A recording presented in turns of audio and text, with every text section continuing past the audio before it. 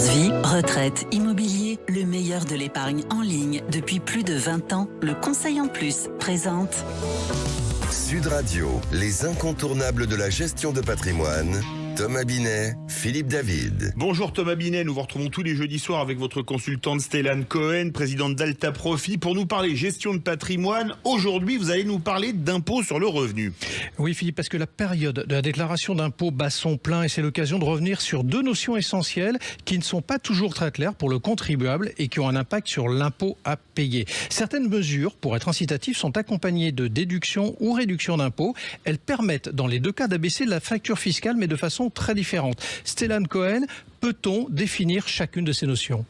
Oui, bien sûr. Alors, si on commence par la déduction fiscale, il s'agit donc d'une somme qu'on va déduire de son revenu imposable. Il va venir diminuer l'assiette de revenus imposables.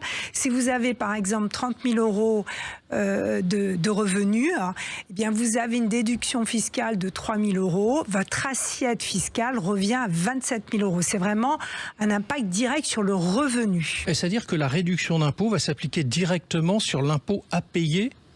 Alors, la réduction d'impôt est différente parce qu'effectivement là, elle va s'imputer directement sur le montant de l'impôt à payer. C'est une étape supplémentaire et elle va vraiment avoir un impact direct en quelque sorte. Et si on ne paye pas d'impôt, c'est reportable l'année suivante ?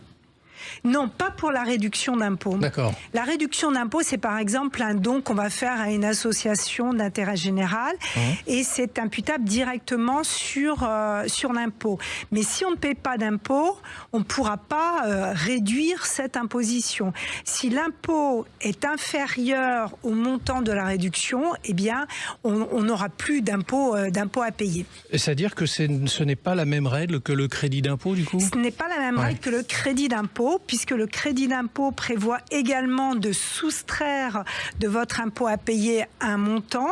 Mais si par exemple c'est le crédit d'impôt lié aux gardes d'enfants à domicile, mais si par exemple eh bien, vous n'avez pas suffisamment d'impôt, eh bien, on va vous rembourser votre crédit d'impôt. Donc c'est un système différent. Alors, on va regarder un peu quand même les cas possibles en épargne. Quels sont-ils ?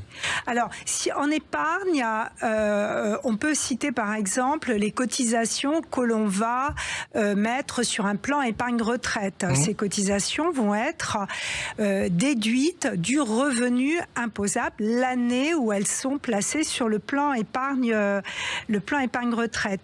Il y a un plafond. Ce plafond est 10% de son revenu imposable et les sommes seront donc déduites chaque année.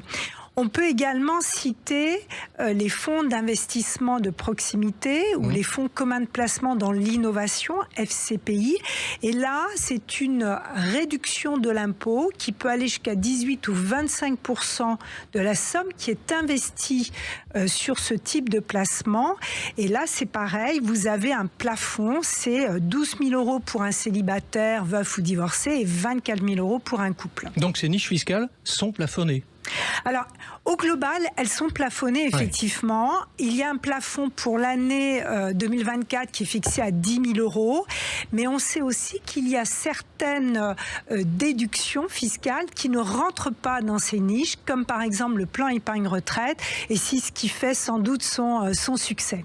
Merci à vous Stéphane. Merci Stéphane et Thomas. On se retrouve jeudi prochain pour un autre numéro d'Oser Investir, les incontournables de la gestion de patrimoine. Et on vous retrouve également Thomas tous les dimanches matins dès 9h30.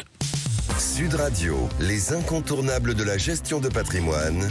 Thomas Binet, Philippe David. avec Alta Profit, assurance vie, retraite, immobilier, le meilleur de l'épargne en ligne depuis plus de 20 ans. Le Conseil en Plus.